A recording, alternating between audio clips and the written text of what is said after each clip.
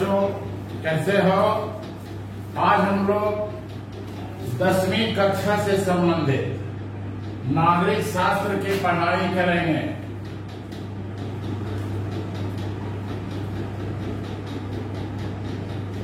क्योंकि इस विषय से संबंधित बिहार विद्यालय परीक्षा समिति द्वारा 17 नंबर के प्रश्न पूछे जाते हैं और इसमें कुल 5 अध्याय पढ़ना है। पहला अध्याय है लोकतंत्र में सत्ता की साझेदारी। तो लोकतंत्र में सत्ता की साझेदारी, ये पहला अध्याय है। और फिर इसके बाद आएगा दूसरा, सत्ता की साझेदारी की कार्य प्रणाली। तीसरा आएगा लोकतंत्र में प्रतिस्पर्धा और संघर्ष। चौथा आएगा लोकतंत्र की उपलब्धि और 5वां चुनौती।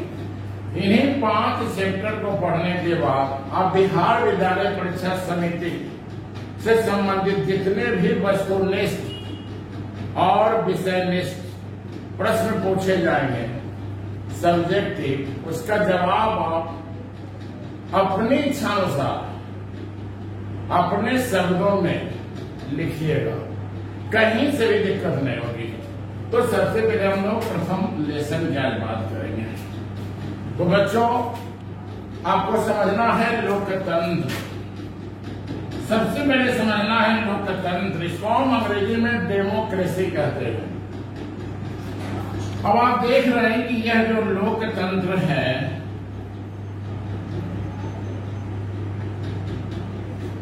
ये 2 शब्दों की मेल से बना है। यहां से किसको डिवाइड कर रहे हैं? लोकतंत्र, लोक का मतलब लोग और तंत्र का मतलब हिस्सा या भागीदारी। तो किसकी भागीदारी? लोगों की भागीदारी। और इसी को हम कहते हैं प्रजातंत्र। तो यहां भी प्रजा का मतलब लोग और तंत्र माने भागीदारी। और फिर हम लोकतंत्र का बता रहे हैं जो तीसरा नाम है, हम इसे जनतंत्र भी कहते हैं। इसका भी मतलब होता है लोग और तंत्र माने भागीदारी। और फिर हम कहते हैं इसे गणतंत्र कहते हैं। तो यहां भी देखिए गण का मतलब भी लोग, यहां देख रहे हैं सभी में लोग आ रहा है। तो स्पष्ट हो गया लोगों की भागीदारी से जिस शासन व्यवस्था का निर्माण होता है उसे लोकतंत्र कहते हैं। ये इसकी परिभाषा है। और आपको पता होनी चाहिए कि इस लोकतंत्र का उद्भव पूरे विश्व में सर्वप्रथम आप ही के बिहार के बता रहे हैं लिच्छवी में, लिच्छवी नामक जो बता रहे हैं प्रदेश था या प्रांत था उस समय। चूंकि 6वीं शताब्दी ईस्वी पूर्व में हमारा जो देश था वह 16 महाजनपदों में विभक्त था। और उन्हीं 16 महाजनपदों में यह भी एक महाजनपद का हिस्सा हुआ करता था। बच्चों, हमारे बिहार में 6वीं शताब्दी ईस्वी पूर्व में कुल 4 प्रमुख महाजनपद थे, जिनमें मगध, 4 नहीं 3 होगा, अंग और बज्जी। यानी 6वीं शताब्दी ईस्वी पूर्व में हमारा जो वर्तमान बिहार है, यहाँ 3 महाजनपद था, मगध, अंग और बज्जी। मगध की राजधानी राजगृह और अंग की बता रहे चंपा, जो वर्तमान में मुंगेर और भागलपुर, और इसका बता रहे मिथिला, विदेह मिथिला। और इसी का हुआ बता रहे क्षेत्र आता था लिच्छवी। यह बज्जी भी बता रहे छोटे छोटे क्षेत्रों में विभक्त था, इसके भी कई पार्ट थे। तो लिच्छवी प्रांत में सबसे पहले कहता है लोकतंत्र का उद्भव हुआ, लेकिन लोकतंत्र को बता रहे हैं पूर्ण रूप से जो इसका जो स्वरूप बता रहे प्रकट हुआ वह आधुनिक रूप से कहां नजर आया? इंग्लैंड यानी ब्रिटेन में।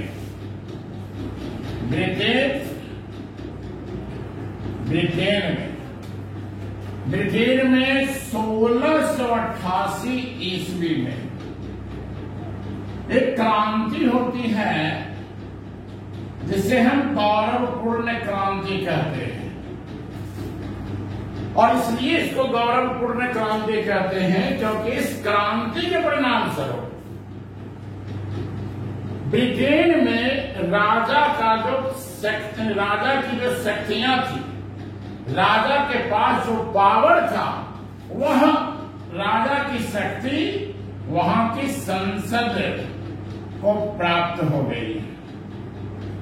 हमें वहां का जो बता रहे हैं कॉमन्स और जो लॉर्ड्स वहां का हाउस है, इस संसद को मिला, और इस तरह से इस क्रांति का नाम, इस परिवर्तन का नाम, जो व्यवस्था में परिवर्तन हुआ, शासन व्यवस्था में, इसका नाम गौरवपूर्ण क्रांति रखा गया, क्योंकि इसमें किसी भी प्रकार का रक्तपात नहीं हुआ। तो 1688 ईस्वी में जो गौरवपूर्ण क्रांति हुई, इसी क्रांति के परिणाम स्वरूप राजा का जो पावर था, शक्ति था, संसद को मिला, और इस तरह से आधुनिक रूप से, अगर आपसे कोई पूछे आधुनिक रूप से लोकतंत्र का जन्म कहां हुआ, तो आधुनिक रूप से लोकतंत्र का जन्म कहां हुआ? ब्रिटेन में होता। कहां होता है? ब्रिटेन में। ब्रिटेन ही आधुनिक रूप से लोकतंत्र का जन्म लाता है, और ब्रिटेन में ही सबसे पहले हम लोग जानते हैं राजनीतिक दल की भी उत्पत्ति हुई थी। तो हमने इसकी पृष्ठभूमि को देखा, फिर हम इसके अर्थ, तो इसका अर्थ आप जानते हैं, ये इसका अर्थ ही है लोगों के भागीदार। अरे वैसी शासन व्यवस्था जिसमें समय समय पर जनता द्वारा चुनाव कराए जाते हैं, और उस चुनाव में जनता भाग लेती है, जनता द्वारा चुने गए प्रतिनिधि शासन का निर्माण करता है, ऐसी व्यवस्था को हम लोकतांत्रिक व्यवस्था कहते हैं। तभी तो अब्राहम लिंकन, ये अब्राहम लिंकन अमेरिका के भूतपूर्व राष्ट्रपति हुए, और इन्होंने ही लोकतंत्र की परिभाषा दिया। कई बार परीक्षाओं में वस्तुनिष्ठ में पूछा जाता है, इन्होंने कहा था for the people end of the people and by the people. हम इसको किसी भी प्रकार से बोल सकते हैं, हम of the people, by the people and for the people अनेक कर सकते हैं। इन्होंने कहा जनता के लिए, फिर जनता के लिए, जनता द्वारा, और जनता का, और जनता का शासन ही लोकतंत्र कहलाता है। कितना सिंपल है। लोकतंत्र से आप क्या समझते हैं? लोकतंत्र को परिभाषित करें, आराम से इनमें जवाब दे जाएगा। वैसी शासन व्यवस्था जिसमें समय समय पर चुनाव कराई जाती है, और जनता द्वारा निर्वाचित प्रतिनिधि जिस सरकार का गठन करते हैं, निर्वाचित प्रतिनिधियों के माध्यम से सरकार का गठन किया जाना है, लोकतांत्रिक शासन व्यवस्था कहलाती है। तभी तो अब्राहम लिंकन ने कहा लोकतंत्र को परिभाषित करते हुए बताया, जनता के लिए, जनता द्वारा, जनता का शासन है लोकतंत्र है। तो हम लोगों ने लोकतंत्र को समझा। अब हम लोग ये भी समझ गए कि प्रजातंत्र कहे, हम जनतंत्र कहे, हम गणतंत्र कहे, एक ही है। लेकिन बच्चों, यहाँ पे अब हमें लोकतंत्र और गणतंत्र में थोड़ा अंतर करना है। इसके बाद हम लोग फिर साझेदारी की बात करेंगे। और इस चैप्टर को अच्छी तरह समझने के लिए हम इस चैप्टर संबंधित छोटे छोटे पॉइंट्स पे भी चर्चा करेंगे। तो थोड़ा सा हम लोग समझना भी, तो हमने देखा कि हम लोकतंत्र, जनतंत्र, प्रजातंत्र, गणतंत्र को एक ही रूप से समझा। लेकिन अब बात आती है कि लोकतंत्र और गणतंत्र में क्या अंतर है। सिंपल देखिए, यहां भी कुछ अंतर है। यहां पे है जिस देश का राष्ट्राध्यक्ष निर्वाचित होता है, जिस देश का राष्ट्राध्यक्ष निर्वाचित होता है उसे लोकतंत्र कहते हैं। और जिस देश का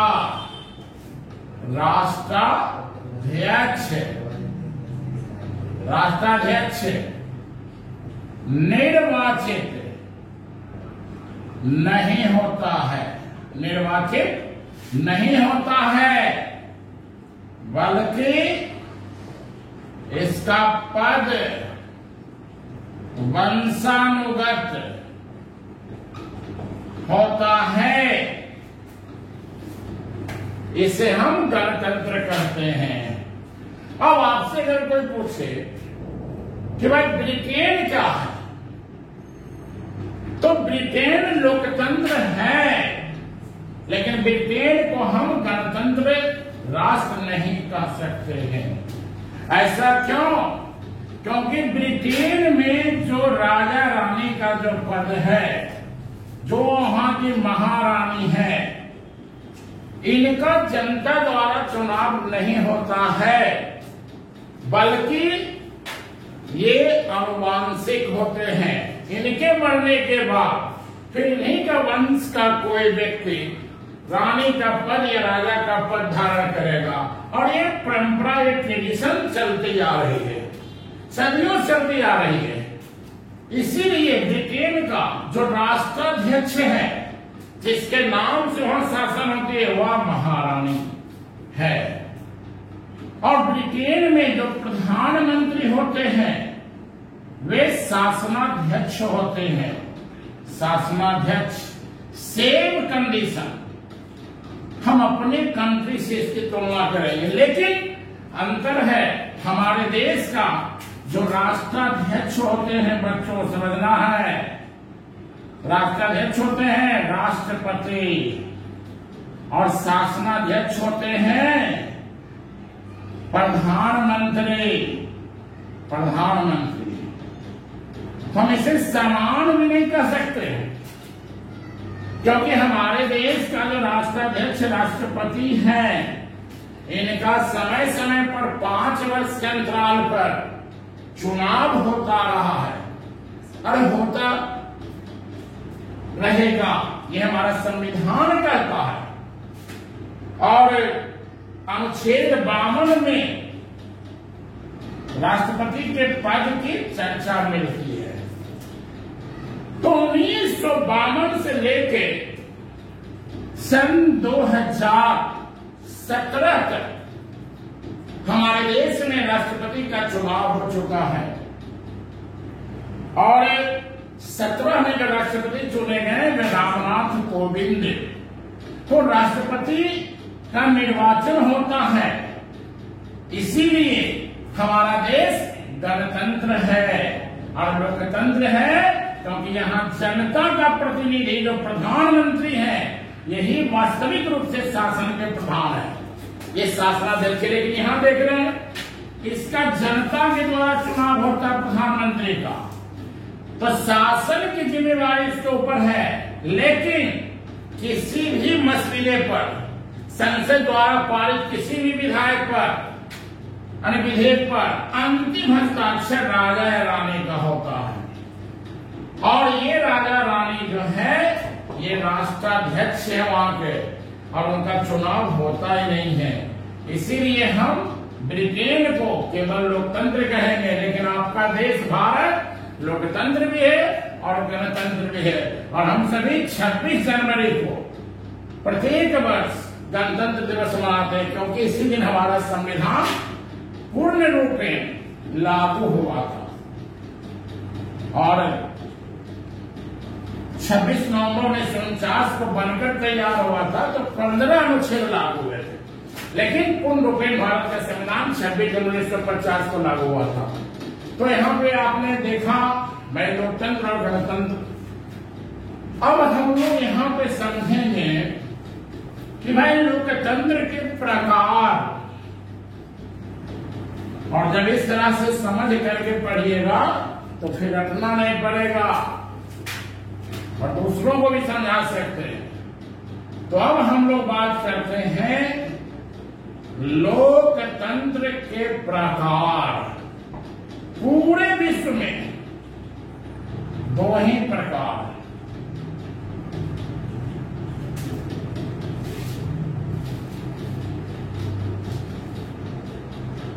अब यहां पे विद्यार्थियों आपको समझना है डायरेक्ट और इनडायरेक्ट। डायरेक्ट और इनडायरेक्ट।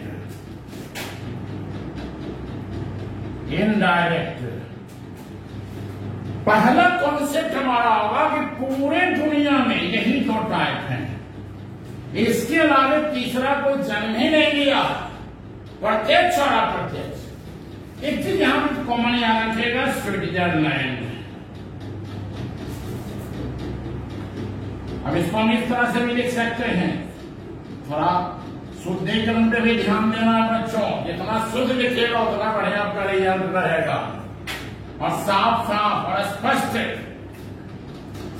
तो प्रत्यक्ष सीधा इसका अर्थ है कि दुनिया का वैसा देश जहां जनता द्वारा,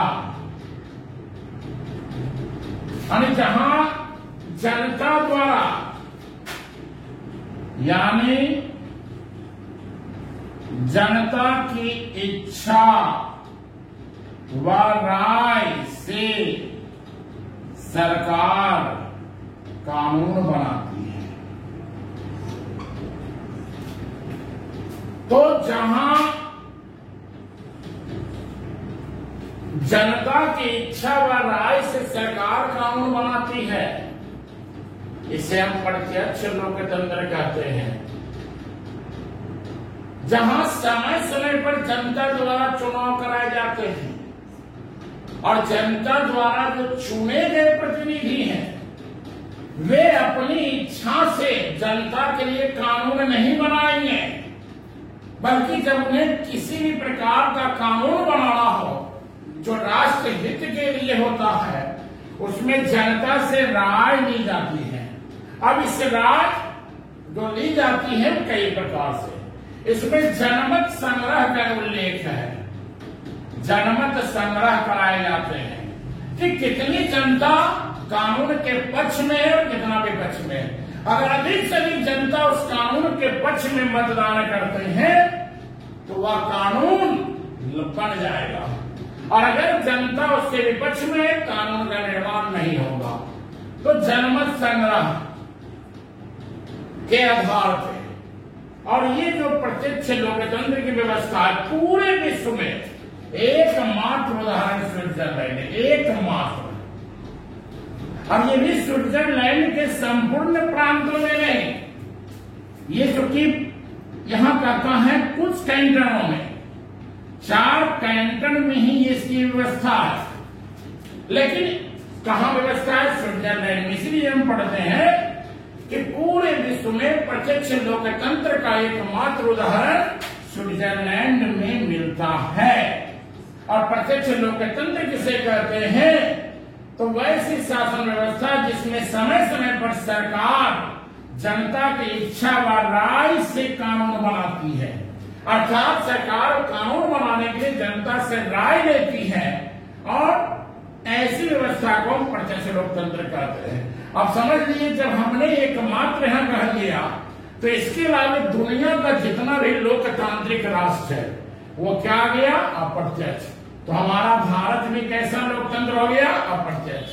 अमेरिका कैसा हो गया? अप्रत्यक्ष। अब हम इसमें केवल इतना समझेंगे, जानेंगे कि स्विट्जरलैंड एक सेक्टर, एक अपवाद है और केवल प्रत्यक्ष लोकतंत्र का एकमात्र उदाहरण है, और बाकी दुनिया के देश अप्रत्यक्ष लोकतंत्र के उदाहरण है। तो एग्जाम में पूछता है कि भारत में किस प्रकार की लोकतांत्रिक व्यवस्था है, तो अप्रत्यक्ष कहेंगे। अब देखेंगे बच्चों, यहां पर इसका परिभाषा क्या है? तो इसका कहना है कि जहां जनता द्वारा निर्वाचित प्रतिनिधि, जहां जनता द्वारा निर्वाचित प्रतिनिधि सरकार बनाते हैं और यही प्रतिनिधि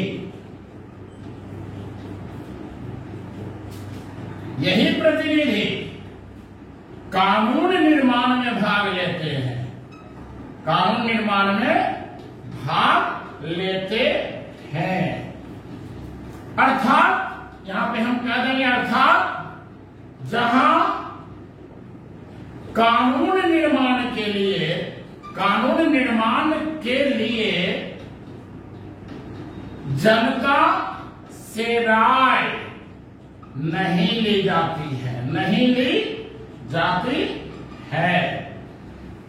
तो सीधा इसका जस्ट अपोजिट कर देंगे, और जस्ट इसका अपोजिट कर देंगे, इसका विपरीत परिभाषा होगी कि जहां समय समय पर चुनाव होती है और चुनाव द्वारा सरकार बनती है, लेकिन वह सरकार कानून बनाने के लिए जनता से राय नहीं लेती है, बल्कि जनता द्वारा जो निर्वाचित प्रतिनिधि हैं, इन्हीं निर्वाचित प्रतिनिधियों की राय से कानून बनाती है।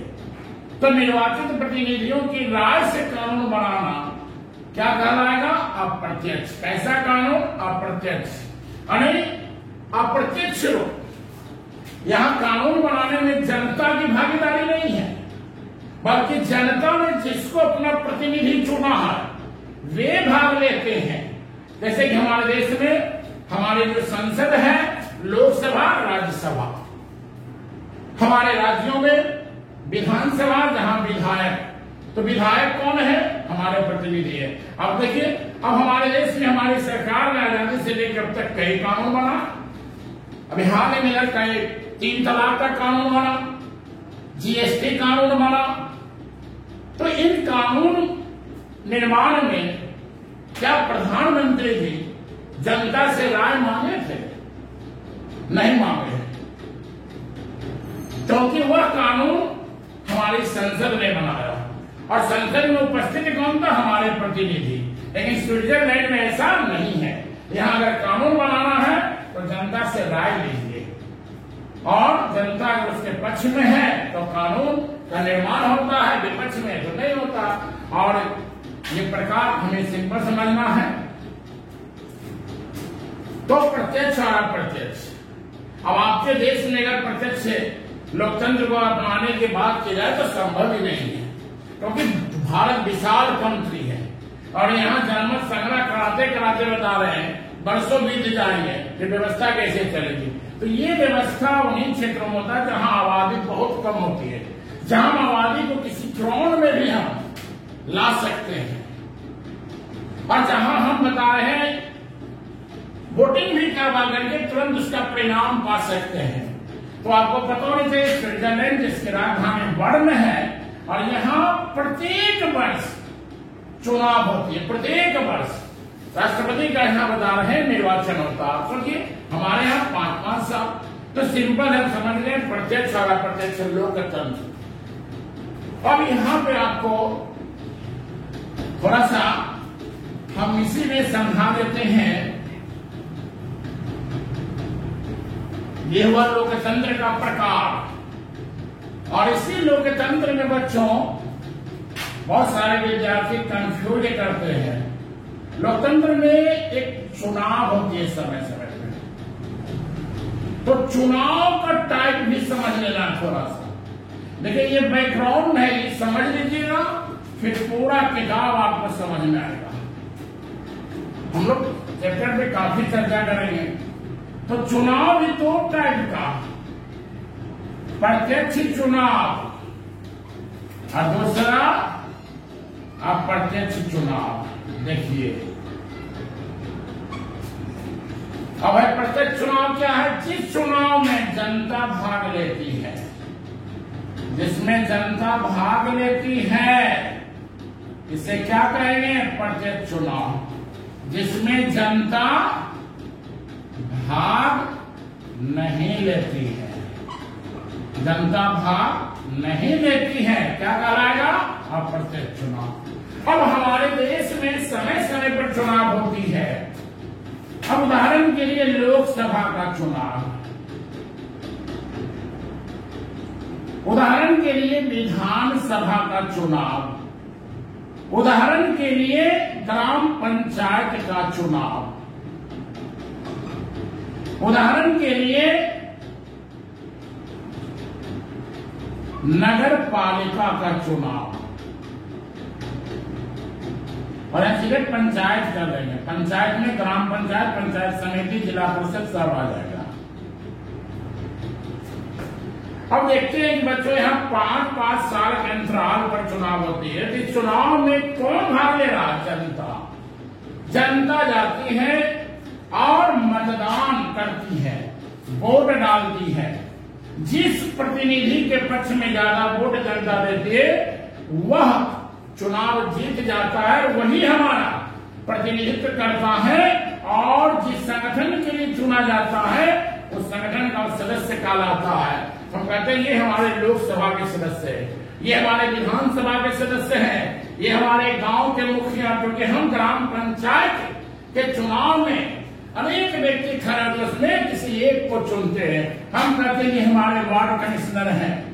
और नगर पालिका, क्योंकि हमें काफी पढ़ना है, नगर पालिका हम लोग पढ़ेंगे, नगर पंचायत, नगर परिषद, नगर निगम, अभी तो हमें यहां समझना पड़ता, सीधा पर समझना कि जिस चुनाव में जनता स्वयं भाग लेती है उसे प्रत्यक्ष चुनाव, जिसमें जनता स्वयं भाग नहीं लेती है उसे अप्रत्यक्ष चुनाव। उदाहरण के लिए अब हमारे देश में राष्ट्रपति का चुनाव होता है, क्या जनता भाग लेती है? नहीं लेती है। राष्ट्रपति के चुनाव में कौन कौन भाग लेता है?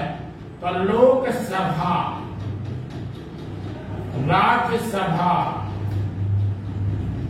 और कहेंगे विधानसभा, ये तीनों संगठन के जो निर्वाचित सदस्य हैं, जिसको जनता चुनती है। लोकसभा, राज्यसभा और विभिन्न राज्यों एवं यहां तक केंद्र शासित प्रदेश दिल्ली, पुदुचेरी, जम्मू कश्मीर, अभी जम्मू कश्मीर में चुनाव नहीं हुआ है, लेकिन जब हो जाएगा तो उसका मेंबर भी बता रहे राष्ट्रपति चुनाव में भाग लेगा। तो यहां सीधा विधानसभा कर दिए। लोकसभा, राज्यसभा, राज्यों के विधानसभा के निर्वाचित सदस्य राष्ट्रपति को वोट डालते हैं। यहाँ जनता कौन हो जाती है? और ये जो सदस्य हैं, ये किसके सदस्य हैं? इनको कौन चुना था? तो इनको चुना था जनता। अब लोकसभा के सदस्य को जनता ने चुना, विधानसभा सदस्य को जनता ने चुना, वहीं राज्यसभा के सदस्य को कौन चुनता है? विधानसभा का जो सदस्य होता है। और डिटेल तौर पर हम लोग जब संसद पढ़ेंगे तो आज समझेंगे। यहाँ फिर इसमें 12 मनोनीत होते हैं राष्ट्रपति के द्वारा, यहाँ 2 राष्ट्रपति के द्वारा। तो चलिए राष्ट्रपति का चुनाव कैसा चुनाव? अप्रत्यक्ष चुनाव।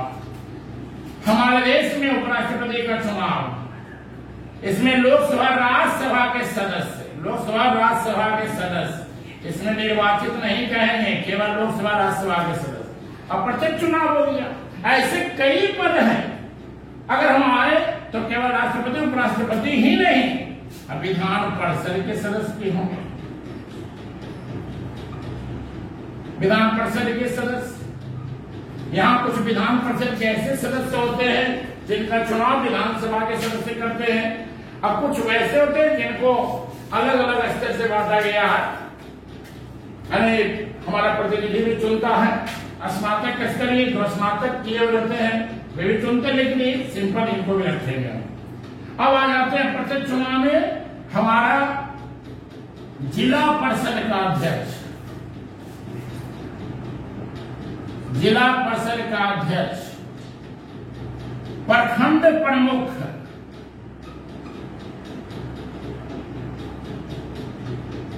नगर परिषद का अध्यक्ष, नगर निगम के मेयर या जो उप मेयर हैं, इन सब का चुनाव में कौन भाग लेता है? जनता नहीं, जनता द्वारा निर्वाचित प्रतिनिधि। अब इनको कौन चुनेगा? वार्ड कमिश्नर, जिसको जनता चुन के भेजती है। इसको कौन चुनेगा? तो पंचायत समिति के मेंबर है। इसको कौन चुनेगा? तो जिला परिषद का मेंबर है। तो ये आप समझ गए कि चुनाव में जनता भाग नहीं लेती, उसे अप्रत्यक्ष चुनाव कहते हैं। अब हमें यहां समझना है मतदान व्यवस्था, और आप सभी को मालूम है हमारे देश में जो मतदान की प्रक्रिया जो है, इसका उल्लेख भारतीय संविधान के अनुच्छेद 226 में किया गया है। 226 में, सॉरी 326 आपके उसमें अनुच्छेद में जिक्र है।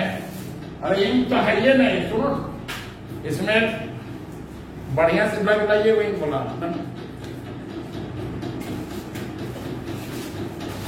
कहा कर दे, फिर हम पढ़ाते रहते हैं, उससे कोई दिक्कत नहीं। मैं हुआ तो दिखाई नहीं पड़ेगा।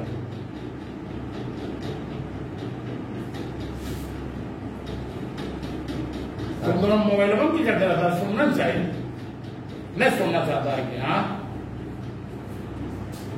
तुम्हें लोगों को सुना कर आप बढ़िया पढ़ा भी नहीं समझाइए हो रहा। तुम देखते तुम लोग मोबाइल में भिड़ा रहता है, पढ़ने पे ध्यान दो, पढ़ेगा तो ये सही बेस बनेगा। आगे किसी तरह तो 150 साल में घूमते रहे।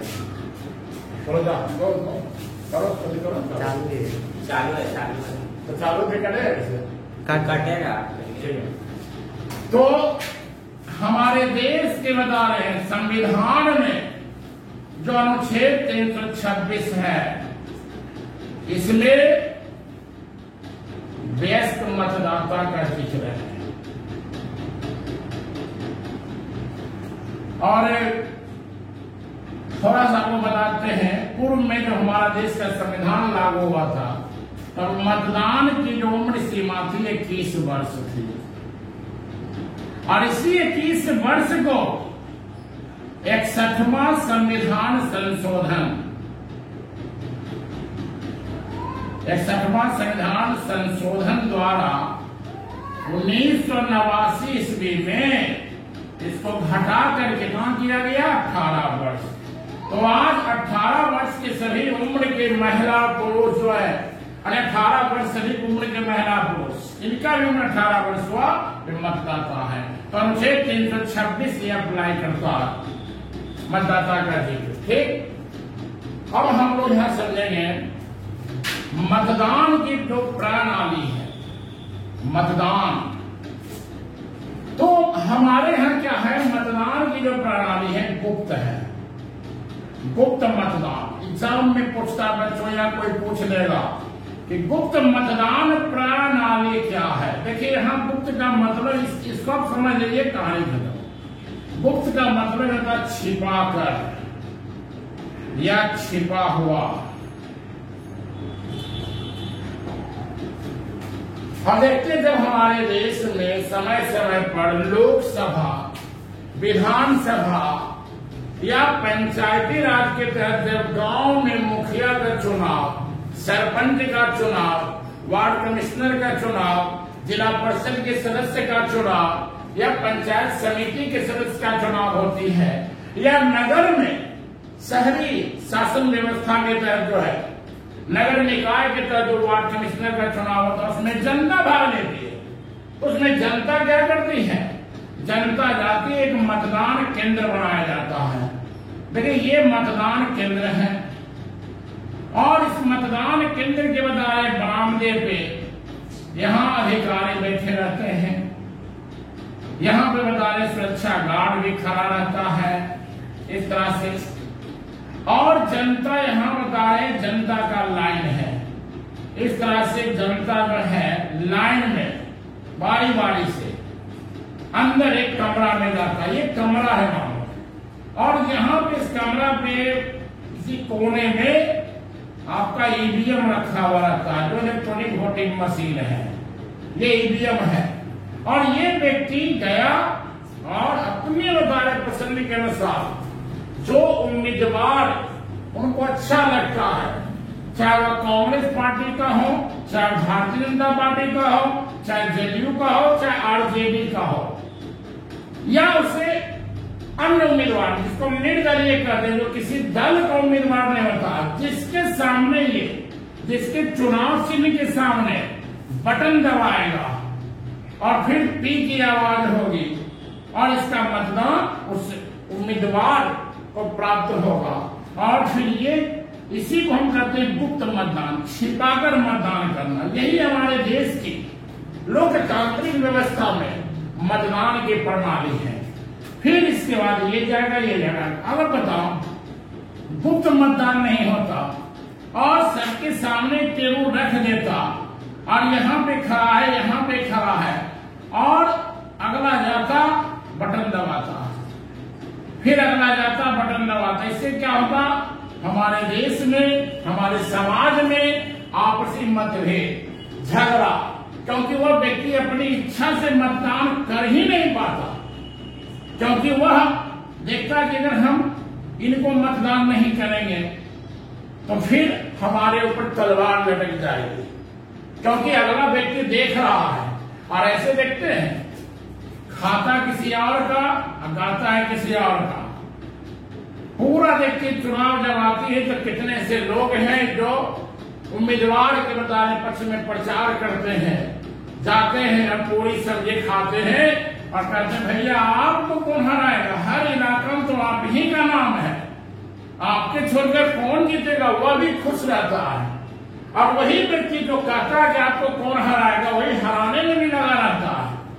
और चुनाव के दिन जाता है और मन में रखे रहता है कि तुमको तो वोट नहीं देंगे, और वोट दे देता है उसके एंटी पार्टी को, और आके कहता है भैया वोट दे दिए, बहुत बढ़िया गया, और पूरा का पूरा जनता उल्टा हुआ है, बेचारा खुश। और जब परिणाम आता है कि वह हार गया, हारने के बाद जब वोट की समीक्षा होती है तो फिर वोट गया कहाँ। इसका मतलब था कि जनता ने वहां अपनी इच्छा अनुसार वह बिना भय के अपने पसंद के उम्मीदवार को वोट दे करके अपना हक जताता है। तो ये देखिए गुप्त मतदान प्रणाली, सिंपल है, बता रहे हैं, छिपाकर मतदान करने की व्यवस्था। बस अब हम लोग बात करते हैं बच्चों, तो आपने समझ लिया लोकतंत्र क्या है, लोकतंत्र के प्रकार क्या है, लोकतंत्र गणतंत्र क्या है, चुनाव की व्यवस्था जो प्रणाली प्रत्यक्ष मतदान। अब देखिए अब आती है सत्ता।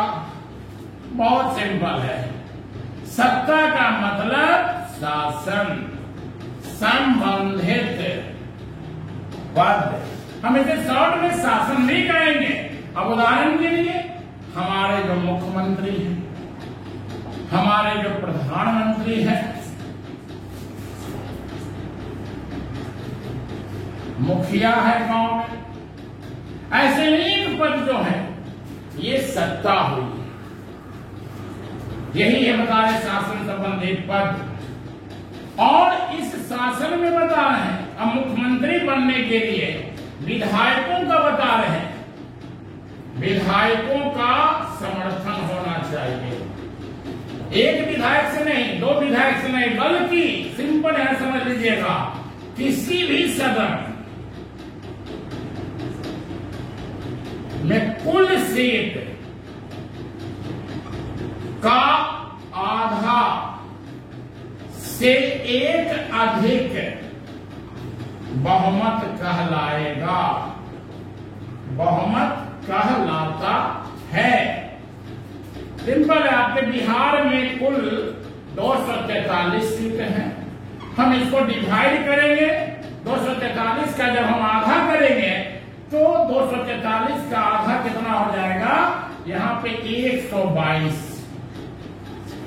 अब हम देखेंगे कि भाई सर ये कैसे हुआ, यहां तो होना चाहिए था 122, तो भाई एक व्यक्ति जो है इसको हम काटेंगे नहीं, हम 242 को कर लिए 121 और एक व्यक्ति जो बचा इसको हम ऐड कर दिए 122 और 122 सीट जो हमारे बिहार में कुल विधानसभा का है, ये जिस व्यक्ति को प्राप्त होगा, जिस दल को प्राप्त होगा, वही दल अपने में से किसी एक नेता को इसको चुनेंगे, मुख्यमंत्री बना देंगे। इस तरह के शासन का निर्माण हुआ। तो सत्ता की साझेदारी, शासन में साझेदारी, साझेदारी माने भागीदारी। किसकी भागीदारी, तो जनता की भागीदारी। किसकी भागीदारी, तो हम गौर करेंगे लोकतंत्र में सत्ता की साझेदारी से आप क्या समझते हैं। तो हमारे देश में या विश्व के उन विभिन्न देशों में जहां समाज में रहने वाले विभिन्न जाति, धर्म, भाषा, संस्कृति इत्यादि लोग शासन में भाग लेते हैं, अर्थात बिना भेदभाव किए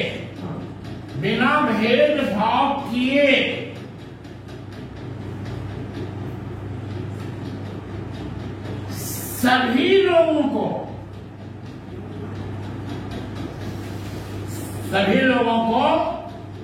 समान रूप से शासन में भागीदारी प्रदान करना है सत्ता की साझेदारी कहते हैं। बहुत सिंपल। तो बच्चों, लोकतंत्र में सत्ता की साझेदारी, अब आप समझ गए। समाज में रहने वाले विभिन्न जाति, धर्म, भाषा, संस्कृति इत्यादि लोग शासन में भाग लेते हैं, अर्थात हम कह सकते बिना भेदभाव किए सभी लोगों को समान रूप से शासन में भागीदारी प्रदान करना है। लोकतंत्र में सत्ता की साझेदारी कहते हैं। तो फिर से मैं बात बोल देते हैं, लोकतंत्र में सत्ता की साझेदारी से हम यह समझते हैं कि समाज में रहने वाले विभिन्न जाति, धर्म, भाषा, संस्कृति इत्यादि लोगों को संविधान द्वारा समान अधिकार प्रदान किया जाना है, सत्ता की साझेदारी कहलाती है। अब इसके बाद हम लोग इस चैप्टर संबंधित जो मुख्य बिंदु होंगे उसे समझेंगे, और जब हम उन बिंदुओं पर चर्चा करेंगे तो ये चैप्टर आपको बहुत ही आसानी से समझ आएगा। तो यह जो बता रहे हैं वीडियो है, इसको अपने दोस्तों के बीच में अधिक से अधिक शेयर करें और अधिक से अधिक सब्सक्राइब करें, ताकि हम जितना भी वीडियो अपलोड करें वो आपके पास आसानी से पहुंच जाए। और कहीं भी अगर आपको थोड़ा समझ में भी दिक्कतें अगर आती हैं तो हमारा जो मोबाइल नंबर है उस नंबर पे भी आप हमसे संपर्क कर सकते हैं।